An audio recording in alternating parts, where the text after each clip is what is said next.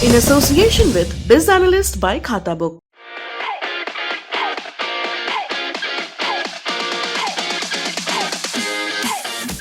पहले नक्शे के जरिए पूरे विवाद का एपी सेंटर यानी केंद्र को समझते हैं। हिंदुस्तान के नक्शे में महाराष्ट्र के ठीक नीचे कर्नाटक राज्य है। कर्नाटक पर गौर करते हैं। अरब सागर से सटा एक जिला उडुपी, यही सारे विवाद का एपी सेंटर यानी केंद्र है। यही एक पीयू गवर्नमेंट कॉलेज में हिजाब पहनने को लेकर सबसे पहला विवाद हुआ था। 1 जनवरी को हिजाब ना पहनने के आदेश के बाद धीरे धीरे विवाद बढ़कर आसपास के बाकी जिलों में पहुंच गया। बेलगावी, बगलकोट, चिकमंगलूर, शिवगोड़ा, हासन, यादगीर, कोडागू, मांड्या, हावेरी, गुलबर्गा जैसे आसपास के जिलों में भी प्रदर्शन हुए हिजाब के समर्थन या विरोध में। राजधानी बेंगलुरु तक में आज धारा 144 लग गई। किसी भी प्रदर्शन पर रोक लगा दी गई। अब जरा यहाँ की मुस्लिम आबादी को समझ लेते हैं। उडुपी में 8% मुस्लिम हैं और बेलगावी में 11%, चिकमंगलूर में 9%, शिवमोगा में 13%, हासन में 7%, यादगीर में 13%, कोडागू में 16%, मांड्या में 4%, हावेरी में 19%, गुलबर्गा में 20%। कहने का मतलब ये कि कम मुस्लिम आबादी वाले इलाके में विवाद हुआ, मगर धीरे धीरे ज्यादा मुस्लिम आबादी वाले इलाकों तक पहुंच गया। बात सिर्फ कर्नाटक तक सीमित नहीं रही। कॉलेज से उठी एक बात संसद तक पहुंच गई। धीरे धीरे ये पैन इंडिया होता चला गया। कोलकाता की सड़कों पर हिजाब के समर्थन में प्रोटेस्ट्स हुए। महाराष्ट्र के औरंगाबाद, मध्य प्रदेश के भोपाल, तेलंगाना के हैदराबाद जैसी जगहों से भी प्रदर्शन की तस्वीरें आने लगी। अब तो सीधा असर उत्तर प्रदेश के चुनाव पर भी दिखने लगा है। सबसे पहले ओवैसी ने संभल की रैली में इस मुद्दे को जुबान दे दी। आज हमने वो वीडियो भी देखा कि हमारी एक बहादुर बेटी कर्नाटका में मोटरसाइकिल पर हिजाब पहनकर आती है और मोटरसाइकिल को अपने कॉलेज में रखती है, तो जैसा ही उसके करीब ये तमाम लोग आकर उसको डराने के लिए नारे मारते हैं। एक 25-30 का नौजवानों का हुजूम इस नकाब बुर्का पहनी हुई बच्ची को डराने के लिए दौड़ता है। मैं सलाम करता हूं हमारी उस बेटी की बहादुरी को। मैं सलाम करता हूं उस बच्ची के माँ बाप को जिसने उस बच्ची को इतना बहादुर बनाया। ये आसान काम नहीं था। उस बच्ची ने उन नौजवानों की तरफ देखकर पुकार कर कहा, अल्लाहु अकबर, अल्लाहु अकबर, अल्लाहु अकबर। ये मिजाज पैदा करना है। अगर तुम आज छुप जाओगे तो हमेशा के लिए छुप जाओगे। याद रखो मेरी बात को, मेरी इस बात को यकीन कर लो कि रोने से भीख आपको ताप नहीं मिलेगा। उस बच्ची ने आपको पैगाम दिया, उत्तर प्रदेश की जनता को पैगाम दिया। AIMIM प्रमुख असदुद्दीन ओवैसी के शब्दों पर ध्यान करें। कहते हैं कर्नाटक की लड़की ने उत्तर प्रदेश के लोगों को पैगाम दिया, माने सीधे उत्तर प्रदेश के चुनाव में कैश कराने की बात। पाकिस्तान के नेताओं ने भी इस पर टिप्पणी की तो ओवैसी ने इसका भी जवाब चुनावी मंच से दिया। मलाला पे हमला पाकिस्तान में हुआ, उसको वहां पर पढ़ना पड़ा। पाकिस्तान के संविधान के लिहाज से कोई गैर मुस्लिम वहां का वजीर आजम प्रधानमंत्री नहीं बन सकता। हम पाकिस्तान के लोगों से कहेंगे इधर मत देखो, उधर ही देखो। तुमको तुम्हारे पास बलूचियों का प्रॉब्लम, तुम्हारे पास क्या क्या झगड़े हैं, तुम उसको देखो। ये देश मेरा है, तुम्हारा नहीं, हमारे घर का मामला है। आप इसमें अपनी टांग या अपनी नाक मत अड़ाओ, जख्मी हो जाएंगी तुम्हारी टांग और नाक। यहाँ गौर करने वाली बात यह है कि मामले की शुरुआत 1 जनवरी को हुई, यानी 1 महीना पहले। मगर यूपी चुनाव में पहले चरण की वोटिंग से ठीक 2 दिन पहले वीडियोज आने शुरू हो जाते हैं। हिजाब पहने लड़कियां, भगवा पहने लड़के, जय श्री राम का नारा, जवाब में अल्लाह अकबर का नारा। कॉलेज से निकल सियासत के गरियारों में मामला पूरी तरह पोलराइज हो जाता है। बीजेपी नेताओं की तरफ से भी बयान आने लग गए। हमारे यहाँ उत्तर प्रदेश में सुरक्षा है और सुरक्षा से कोई समझौता नहीं किया जा सकता। यहाँ पर अब अवैध धर्मांतरण कराने वाले लोग नहीं आ सकते और न ही उनको यहाँ पनपने दिया जाएगा।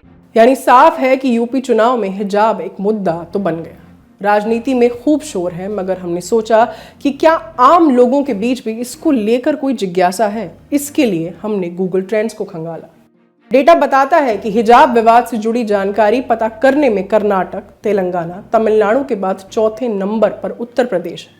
हिजाब को लेकर चल रही खबर में पहले 5 राज्यों में उत्तर भारत से अकेले यूपी के लोग इस खबर के बारे में खोजबीन करने में लगे हैं। अब यूपी चुनाव में वोटिंग से 2 दिन पहले का गूगल ट्रेंड देखिए, जो बताता है कि दक्षिण के कर्नाटक और तेलंगाना के बाद अब तीसरे नंबर पर यूपी के लोग हिजाब विवाद से जुड़ी जानकारी गूगल पर खोजने में लगे हैं। ये दिखाने का मतलब ये कि यूपी के लोग इसमें खूब दिलचस्पी ले रहे हैं। चुनाव पर इसका असर होगा या नहीं, ये तो नतीजों के बाद पता चलेगा, मगर नेताओं पर तो खूब असर हुआ। एक ट्वीट प्रियंका गांधी की तरफ से आया, लिखा, चाहे वह बिकनी हो, घूंघट हो, जीन्स की जोड़ी हो या हिजाब, यह तय करना एक महिला का अधिकार है कि वह क्या पहनना चाहती है। यह अधिकार भारतीय संविधान ने दिया है। महिलाओं को प्रताड़ित करना बंद करें। प्रियंका के इस ट्वीट पर राहुल ने सहमति जताते हुए थम्स अप का निशान बना दिया। सोशल मीडिया पर एक अलग तरह की बहस शुरू हो गई। सोशल मीडिया पर लोग पूछने लगे, स्कूल में बिकिनी कहां से आ गई। इस पर प्रेस कॉन्फ्रेंस में सवाल हुआ तो प्रियंका गांधी नाराज हो गई। मैंने हिजाब पे बहस छेड़ी। देखिए, एक महिला का अधिकार है, वो बिकिनी पहनना चाहे, वो हिजाब पहनना चाहे, वो घूंघट लगाना चाहे, वह साड़ी पहनना चाहे, वह जीन्स पहनना चाहे। इसमें कोई राजनीति की बात नहीं है, ना होनी चाहिए। पर स्कूल में बिकनी कहाँ से आ गई प्रियंका जी? स्कूल की बात है, वो शैक्षिक संस्थान की बात है, वहाँ पर बिकनी कहाँ से आ गई? देखिए, आप बोल बोल करके कुछ भी कह सकते हैं। किसी का अधिकार नहीं है कि वो एक महिला को कहे कि तुम ये पहनो। आपको मैं कह रही हूँ, वो स्कार्फ उतारो, स्कार्फ उतारो। मैं स्कूल में नहीं हूँ, मैं प्रेस कॉन्फ्रेंस में हूँ आपकी। आप कहाँ भी हो, मुझे क्या अधिकार है आपको ये कहने का? नहीं है, सिंपल। प्रियंका गांधी के चेहरे पर एक झुंझलाहट साफ दिखी और इस पर बीजेपी की तरफ से रिएक्शंस भी आने लगे। कर्नाटक की बीजेपी सरकार में शिक्षा मंत्री बीसी नागेश को सुनिए, साथ ही उत्तर प्रदेश के बीजेपी नेताओं को भी। आज दिनों में सबको शौक ही हो चुका है, हर देश का विचार का बारे में हर आदमी ट्वीट करना, हर आदमी यह करना है, मगर वो लोग देश का लीगल सिस्टम के विरुद्ध बात कर रहा है। वो लोग को मालूम होना चाहिए वह लीडर कौन भारत में होने की इच्छा है, वह लॉ ऑफ द लैंड को परिशील करके एक्ट और रूल्स को पढ़ाने के बाद कुछ रिप्लाई करने का अभ्यास किया तो बढ़िया है। ऐसा है, इस देश के अंदर ऐसी कुछ ताकतें हैं जो इस देश को अफगानिस्तान बनाना चाहती हैं, और इस प्रकार के तमाम मुस्लिम संगठन भी हैं और हिंदुओं में इस प्रकार के बहुत से लोग हैं, और राजनीतिक दलों में कांग्रेस है, अन्य बहुत से लोग हैं। अब उनका प्रियंका गांधी जी का, राहुल गांधी जी का जिस तरीके से बयान आ रहे हैं, वो उसका सीधा अर्थ है कि हिंदुस्तान को अफगानिस्तान बनाना चाहते हैं, हिंदुस्तान को तोड़ना चाहते हैं, हिंदुस्तान को बर्बाद करना चाहते हैं। उत्तर प्रदेश की राजनीति में अब तक हिजाब सारे मुद्दों पर हावी हो चुका था। लालू यादव का भी एक बयान आया। यूपी चुनाव और हिजाब पर सवाल था, क्या बोले वो, सुनिए जरा।